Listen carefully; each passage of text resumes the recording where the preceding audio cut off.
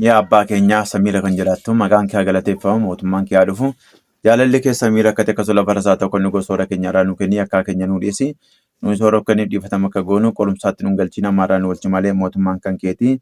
Humnis galanni sanga bara baraatti amee nagaa argama Gabriel qulqulluutiin qulqulleetti haa gifti Maariyaam.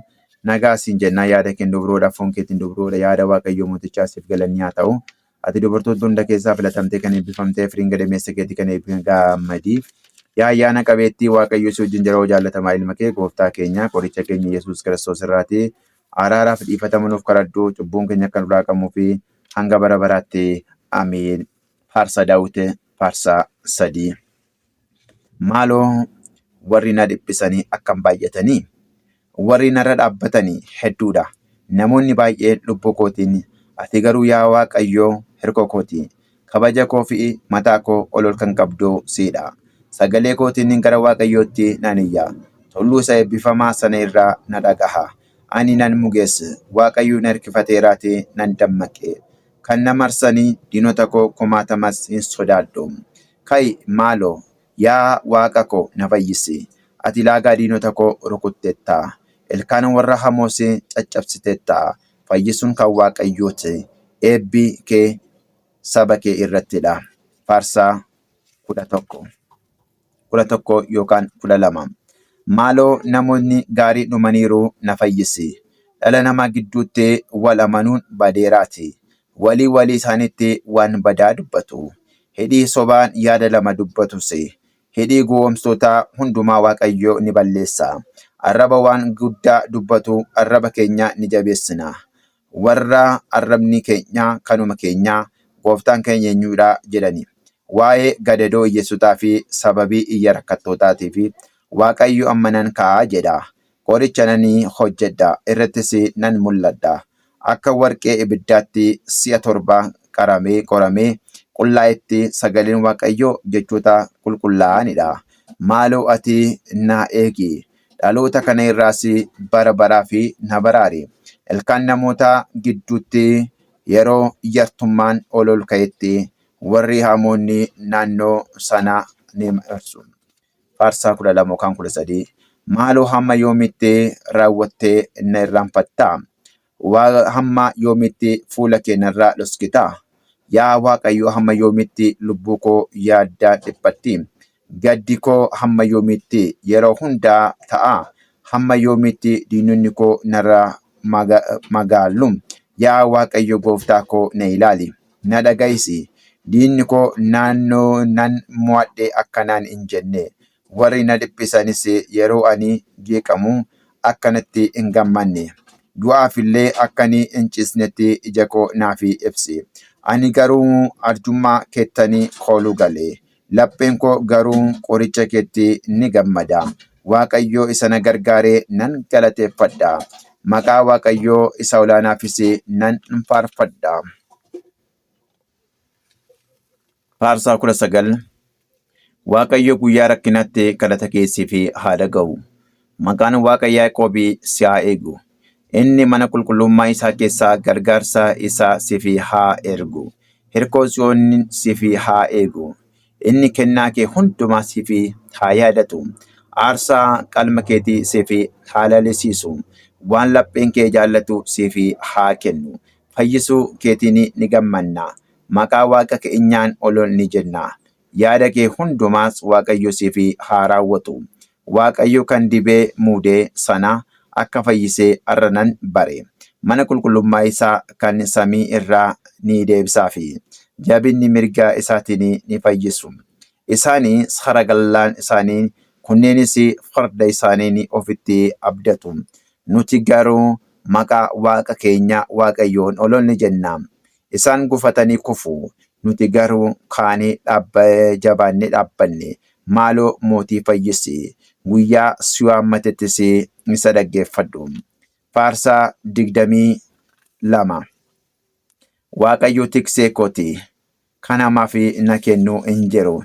Inni marga lalisaa keessaa na jiraachisa. Bishaan boqonnaatti na ceesisa. Na qajeelcha. Inni lubbuu koo natti ni deebisa. Maqaa isaatiif jedhee daandii qajeelaa irraa na geggeessa.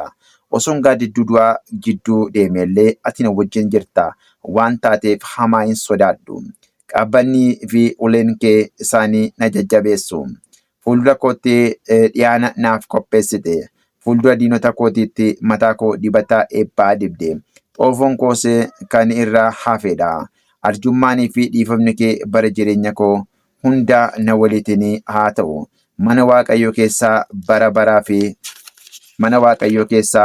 bara baraa fi nan jiraadha. Hanga bara baraatti ameen. Faarsaa 25. Maaloo ani garraamummaadhaan deddeebi'eeraati naaf murteessi. Waaqayyotti amaneeraati ani hin raafamu. Maaloo na ilaali na qoradhus. Kalee fi onnee koo qoradhu. Dhiifamni kee fuuldura ija kootiiti. Dhugumaanii nan deddeebi'e. Ani shongoo hin fayyadne irraa hin teenye. Warra finciltoota wajjiniitiin hin galle. Waldaa warra hamootaa nan jibbe. Warra dagattoota wajjin hin teenye. Harka koo qulleesseen dhiqadha. Maaloo aarsaa kee nan naanna'a. Sagalee galataa akka dhaga'uu fi raajii kee hundaa akka himuu fi maaloo bakka mana kee bakka bultoo kabaja keessee nan jaalladhe. Warra cubbamoota wajjin lubbuu koo warra gumaa wajjinis lubbuu koo hin balleessini. Harka isaanii keessaa hamaan inni jira. Mirga isaanii mattaan guutameeraati. Ani garuu garraamummaa kootiin deemeera. Na oolchi, na fayyisi. Miilli koo qajeelinaan dhaabbataniiru.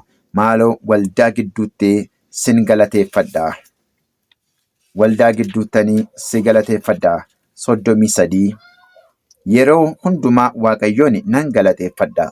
Galanni isaas yeroo hundaa afaan koo keessaa. Lubbuun koo Waaqayyoo ni kabajamti. Garraamonni kana dhagahanii ni gammadu. An wajjiniin guddina Waaqayyoo ololii guddisaa. Kottaa wal wajjinis maqaa isaa ololii haa kaafnu. Ani Waaqayyoon barbaaddadhe, innis naaf deebisee gidiraa koo hundumaa keessaas na baafatee. Gara isaatti dhiyaadhaa, inni isiniif ni ibsaa.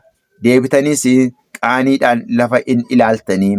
Namichi rakkataan kun yommuu iyyetti Waaqayyo isaaf dhagahee rakkina hunda keessaas isa ni oolchee. Ergamaan Waaqayyoo naannoo warra isaa sodaatanii ni buufatanii ni oolchanis. Akka Waaqayyo arjaa ta'e dhamdhamaa mi'eeffadhaatii ilaalaa. Namni Waaqayyotti of abdatu galateeffamaadha. Warri isa sodaatanii homaa hin dhabanii. Qajeeltonni isaa hunduu Waaqayyoon sodaadhaa. Dureessitoonni ni hiyyoomanii ni beela'anis. Warri Waaqayyoon barbaadan garuu waan gaarii hundumtuu isaa irraa hin hir'atu. Yaa ijoollee koo kottaa na dhagahaa. Waaqayyoon sodaachuu isin nan barsiisaatii. Namni jireenya fedhu eenyu? Bara gaariis ilaaluu kan jaallatu. Yoos arraba kee hamaa irraa dhorki. Afaan keessi soba dubbachuu irraatii eegi. Wanta hamaa irraa fagaadhu.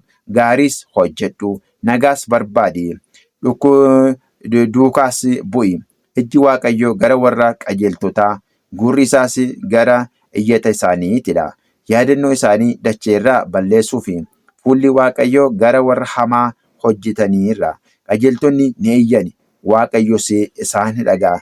Inni rakkina isaanii hunda keessaas isaan ni fayyise. Waaqayyo warra lapheen isaanii cabeetti dhiyoodha. Warri yaadni isaanii cabes ni fayyisa. Gidiraa qajeeltotaa baay'eedha. Waaqayyo garuu kana hundumaa keessaa isaan ni fayyisa. Waaqayyo lafee isaanii hunda ni eega. Isaan keessaa tokkollee hin cabu. Cubbamoota hamoonni isaan ni ajjeesa. Cubbamoota hamaatu isaan ajjeesa. Warri qajeeltotaa jibban ni gaabbu. Lubbuu tajaajiltoota isaa Waaqayyo ni barbaada. Warri isatti amanan hundumtuu gaabbii hin qabani. Faaruu 34. Maaloo warra na miidhanii ati miidhi.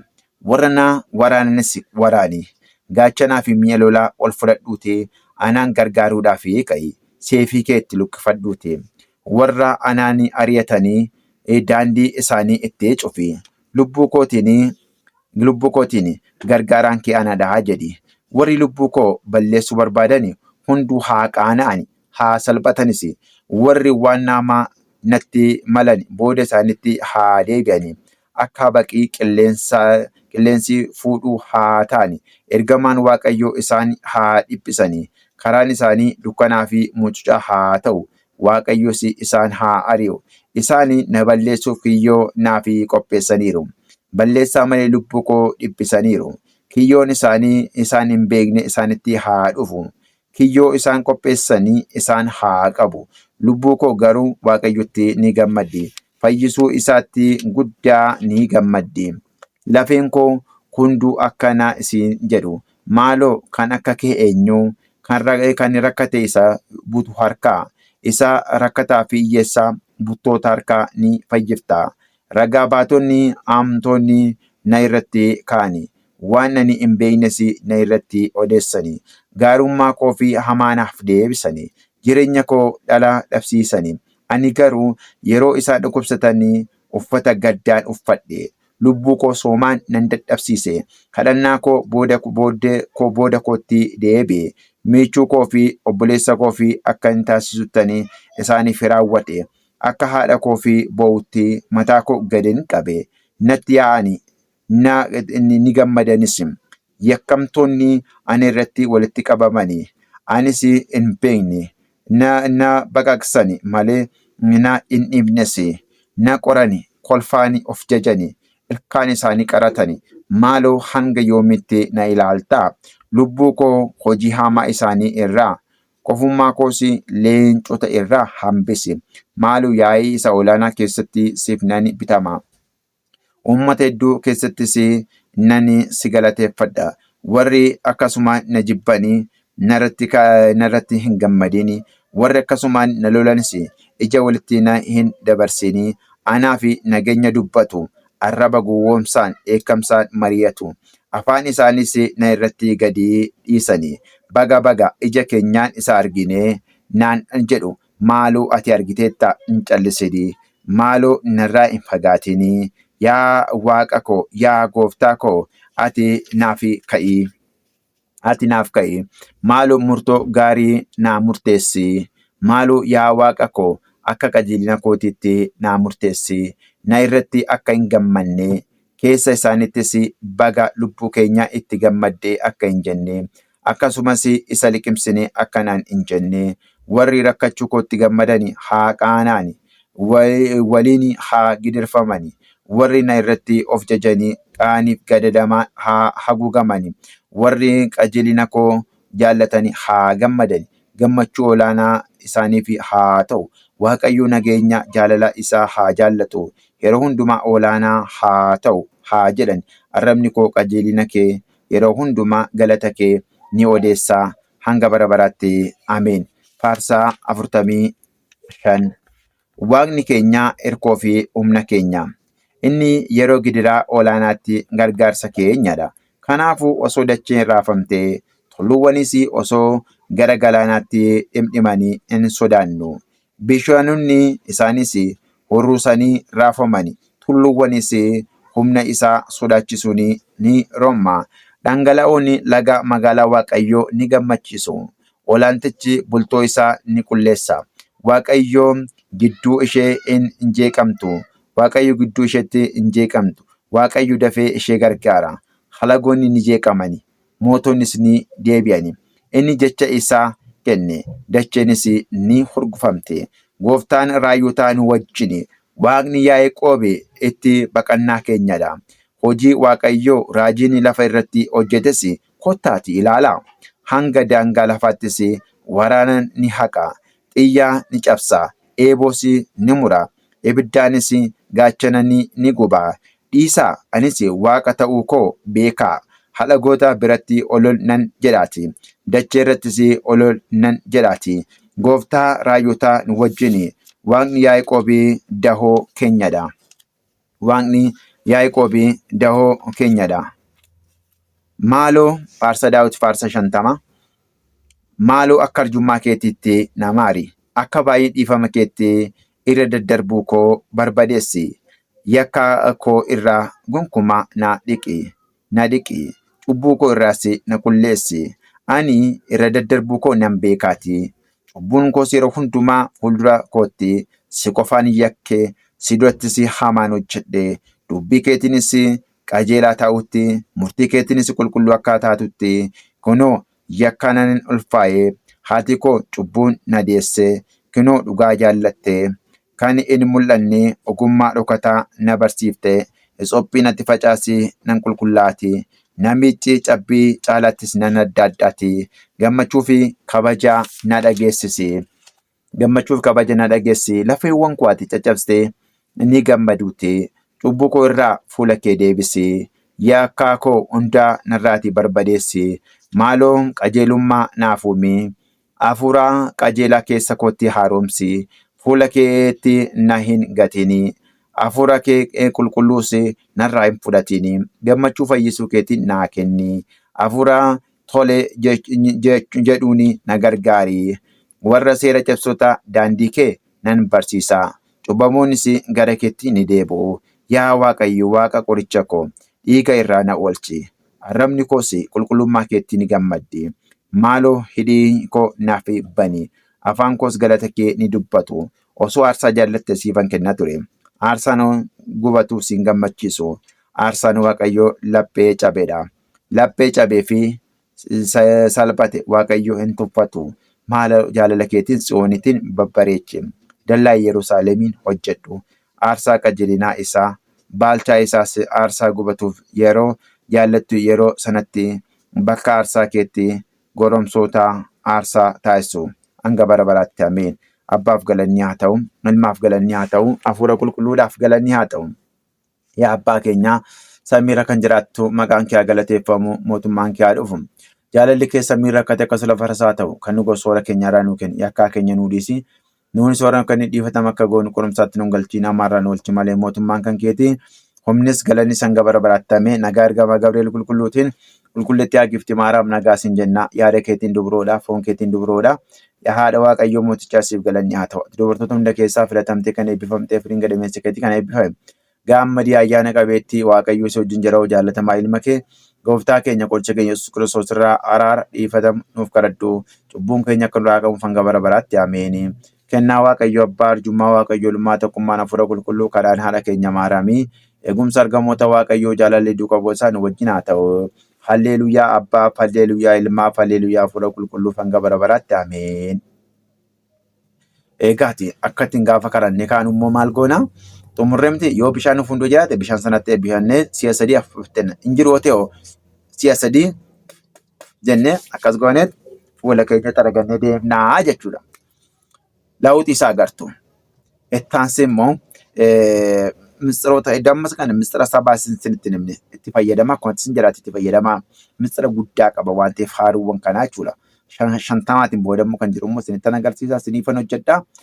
Isin immoo miidiyaa koo kana akka inni naa guddatu naa taasisan jedha. Nageenyi Waaqayyoo isin wajjin naa ta'u nagaa lannaa tura.